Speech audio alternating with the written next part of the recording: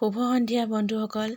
আজি যিহেতু ইমান বৰষুণ, ঠাণ্ডা বতৰ, তো কিবা এটা স্পেচিয়েল খাম বুলি ভাবিছোঁ গধূলি চাহৰ লগত। এইফালে বেটাইও অলপ হেল্প কৰি দিছেহি, পাকঘৰত সি হেল্প কৰিয়ে থাকে মোক। সেয়া ৰচুন আদা খুন্দি দিছে বোলে, এইফালে চাটনিও খুন্দি দিছে।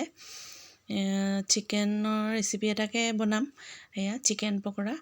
এইফালে ৰেডি কৰি লৈছোঁ, এয়া চিকেন, দৈ দি দিছোঁ অলপ, ৰচুন আদা, এইফালে জিৰা, ধনিয়া, জালুকৰ গুড়ি, লাল মিৰ্চটো দিছোঁ, জ্বলাটো কাশ্মীৰীটো নহয়, জ্বলাটো দিলে মানে অলপ জ্বলা জ্বলা ভাৱ আহিব, ভাল লাগে। ইফালে নিমখ দি দিছোঁ, কণী এটা দি দিছোঁ। এয়া এতিয়া ভালকৈ সানি লৈছোঁ এইখিনি। সানি লৈ মই এঘণ্টামান মেৰিনেট কৰি থৈ দিলোঁ। এইফালে পিঠাগুড়ি অকণমান দি দিলোঁ, এইফালে কৰ্ণফ্ল'ৰ দি এইফালে মেৰিনেট কৰি থৈ দিলোঁ এঘণ্টামান।